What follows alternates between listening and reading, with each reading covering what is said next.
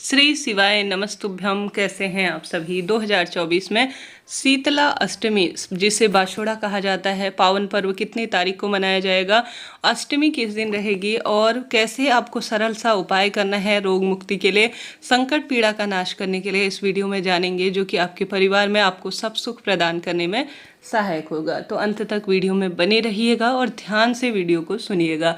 जैसे कि माता रानी के कई रूप हैं, उसमें से माता रानी का सबसे विशेष रूप शीतला माता का होता है और अलग अलग क्षेत्रों के हिसाब से इसे बाशोड़ा पूजन भी कहा जाता है। इस दिन माता को ठंडी चीज़ों का भोग लगाया जाता है और जीवन में माता रानी से अपने रोग मुक्ति की प्रार्थना की जाती है। साल भर में पड़ने वाला यह एक विशेष पर्व है, जो कि खास तौर पर जीवन में सब सुख प्रदान करने में भी सहायक होता है।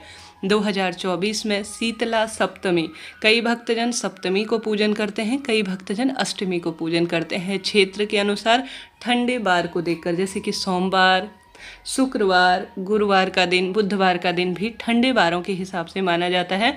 और इन दिनों में आप सभी जो है आवश्यक रूप से शीतला माता का पूजन करें। चैत्र माह की सप्तमी तिथि को भी आप सभी, जो कि 1 अप्रैल के दिन हो रही है, उस दिन सोमवार का दिन पड़ रहा है, शीतला सप्तमी का दिन, उस दिन भी आप सभी शीतला माता का पूजन कर सकती हैं। शीतला अष्टमी 2 अप्रैल को पड़ रही है, जिसे बाशोड़ा कहा जाता है। शीतला अष्टमी का मेला भी बहुत अधिक भरता है, मतलब माता का जो मंदिर होता है वहाँ पूजन होता है। बाशोड़ा का पर्व 2 अप्रैल अष्टमी तिथि को भी मनाया जाएगा। मंगलवार होने के कारण थोड़ा उग्रवार होता है, इस कारण से शीतला माता के जो है ठंडे बार को देखा जाता है। तो 1 जो है अप्रैल के दिन सोमवार हो रहा है, शीतला सप्तमी का दिन हो रहा है। इस दिन भी आप 1 अप्रैल को सोमवार के दिन भी कर सकते हैं। 2 अप्रैल मंगलवार के दिन भी आप शीतला माता का पूजन कर सकते हैं। ठीक है जी, आप सभी इन चीज़ों को नोट करते हुए चलिएगा, मैंने स्क्रीन पर भी दी हुई है। तो आप सभी इन शुभ तिथियों में किसी भी दिन विशेष तौर पर माता रानी को प्रसन्न करने के लिए उनको ठंडी चीज़ों का भोग लगाएं। आपके प्रश्न आते हैं कि दीदी मासिक धर्म में कैसे करें।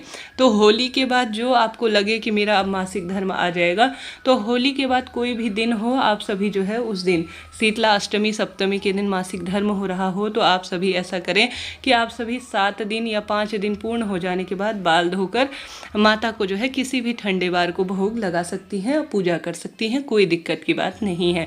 अगर आप व्रत करती हैं तो व्रत में रहें, नहीं व्रत करना कई क्षेत्रों में व्रत नहीं भी किया जाता है, सिर्फ माता को भोग लगाकर कथा का श्रवण सुनकर दान कर कर अपने व्रत को खोल लिया जाता है, उस अनुसार आप कर लीजिएगा। ठीक है जी, आप सभी के कोई प्रश्न हो पूछ लीजिएगा, आपका अपना चैनल है, मैं सभी सवालों के जवाब देने के लिए तैयार हूँ, पूछिएगा, आपका अपना चैनल है। अब इस व्रत और पूजा में कुछ सावधानी रखनी पड़ती है। सबसे पहले एक दिन जो पहले ही ठंडा भोजन बना लिया जाता है। इस पूजा में सफाई का विशेष ध्यान रखा जाता है। आप सभी साफ स्वच्छ कपड़े पहने और जिस रसोई में आप भोजन का निर्माण कर लें ना शीतला मैया के लिए, उस रसोई को पहले पोछें, साफ सुथरा करें। हल्दी का स्वास्तिक जो है आप सभी, या कुमकुम का स्वास्तिक जो आपकी रसोई घर है वहाँ पर बना लीजिएगा। उसके बाद आप साफ स्वच्छ हाथ इत्यादि धोकर माता रानी के सबसे पहले भोग बनाइएगा। भोग में आवश्यक रूप से पुआ, पूड़ी और बाजरा, चावल, कई अलग अलग चीज़ें बनाई जाती हैं। दही इत्यादि का उपयोग इसमें ज़्यादा श्रेष्ठ माना जाता है। उसमें सबसे पहले जो है पुआ, पापड़ी इत्यादि बनाकर, कड़ी बाजरा बनाकर सबसे पहले एक थाली रखी जाती है, जो कि माता के लिए निकाली जाती है। उसमें जो है आप सभी जितना अधिक हो सके, एक थाली में जो माता की पूजा की थाली होगी उसमें आप हल्दी रखेंगे 1 कटोरी में, 1 कटोरी में मेहंदी रखेंगे, चने की दाल भीगी हुई रखेंगे, दही रखेंगे, कड़ी रखेंगे, बाजरा रखेंगे, रोटी, पुआ, पूड़ी सारी चीज़ें रख लेंगे। साथ ही सुबह के समय, अब यह आपने मंदिर में रख लिया, उसके बाद आप सभी सुबह उठकर ठंडे पानी से ही स्नान करेंगे, इस बात का ध्यान रखें। और इस पूजा का एक नियम है कि ब्रह्म मुहूर्त में सूरज की रोशनी जमीन पर पड़ने से पहले आपको यह पूजा कर लेनी चाहिए, तभी ज़्यादा यह शुभ फलों की प्राप्ति में सहायक होती है। अपने बच्चों को भी, जहाँ पर भी शीतला माता का मंदिर होना, वहाँ पर आप सभी बच्चों को लेकर जाएं, अपने पति को भी ले जा सकते हैं। उनके हाथ में ठंडे जल का लोटा आप सभी जो है अपने मटके में से लेकर जाएं, आप भी 1 लोटा शुद्ध जल लेकर। अब इस बात का भी ध्यान रखना है कि पूरे दिन भर में आप सभी अपने घर में किसी भी तरह से, किसी भी स्वरूप में चाकू, छुरी, तीखी वस्तुओं का उपयोग ना करें और न ही अग्नि को प्रज्वलित करें। इस दिन घर पर किसी भी स्वरूप में भोजन नहीं बनाया जाता। अब अपने बच्चों को ले जाकर साफ स्वच्छ तरीके से सबसे पहले उनके जो है जहाँ पर भी शीतला माता का पूजन हो रहा हो वहाँ पर आप सभी को इस बात का भी ध्यान रखना है कि दीपक जो है ठंडा ही माता को लगाया जाता है, दीपक जलाया नहीं जाता। इस नियम का भी आप ध्यान रखें। साथ ही माता रानी को आप हल्दी चढ़ाएं, कुमकुम चढ़ाएं, सिंदूर चढ़ाएं और साथ ही मेहंदी इत्यादि चढ़ाकर रोली, चंदन, मोली इत्यादि समर्पित करें।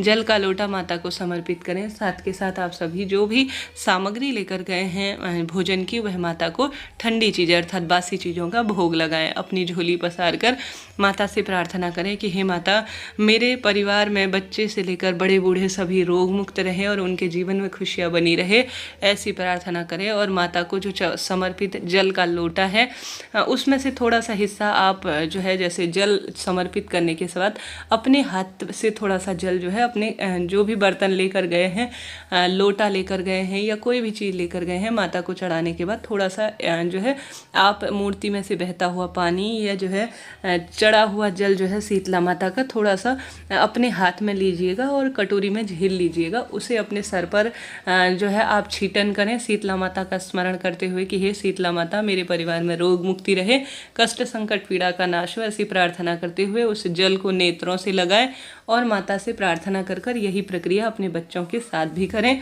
यह रोग मुक्ति में सहायक होती है। वहाँ पर बैठी हुई कुम्हारन या जो है ब्राह्मणी को आप सभी विशेष तौर पर जो सुहाग की सामग्री, ब्लाउज पीस, साड़ी, रुपया इत्यादि लेकर गए हैं वह उन्हें दान में दें और आवश्यक रूप से जो है उनके पैर छूकर उनसे कथा जो है श्रवण करें अर्थात सुने, तभी आपका व्रत संपूर्ण होगा। इसके साथ साथ अलग अलग क्षेत्रों के हिसाब से अलग अलग चीज़ें की जाती हैं, वह भी आप सभी कर लीजिएगा, आपको लाभ होगा। पूरे दिन भर में आप जो है जैसा मैंने शुरू में ही बताया, अग्नि किसी भी स्वरूप में जलने न पाए। शाम को जो है आप घर पर अग्नि प्रज्वलित कर कर भोजन बना सकती हैं। इसके बाद जो है कभी भी ठंडी चीज़ अर्थात बासी चीज़ें नहीं खाई जाती, सिर्फ इसी दिन खाई जाती है, इस बात का ध्यान रखें। अब जो आप हल्दी कुमकुम लेकर गए हैं उसमें से आपको हल्दी का जो है पहला स्वास्तिक घर के दरवाजे पर रोग मुक्ति के लिए कि मेरे परिवार में किसी भी तरह से कोई रोग ना हो, यह प्रार्थना करते हुए जो है स्वास्तिक बना देना है। घर के सभी सदस्यों को स्वास्थ्य हल्दी का तिलक लगाना है। हल्दी रोग काटती है, ऐसा शास्त्र वर्णन कहता है। साथ ही नीम वृक्ष के नीचे भी आपको जो है, नीम वृक्ष में जैसे कि माता का वास माना जाता है और नीम कई तरह के रोगों से मुक्ति देता है।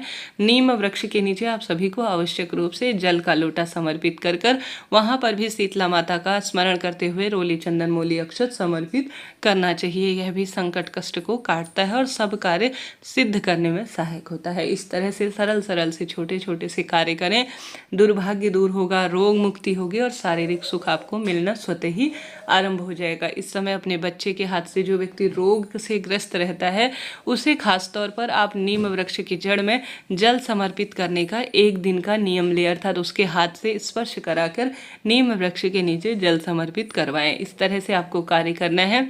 कोई प्रश्न हो पूछ लीजिएगा, धीरे धीरे आपको सभी वीडियोस प्राप्त होंगी जो कि शीतलाष्टमी से जुड़ी हुई होंगी। अभी के लिए इतना ही। हर हर महादेव, श्री शिवाय नमस्तुभ्यम।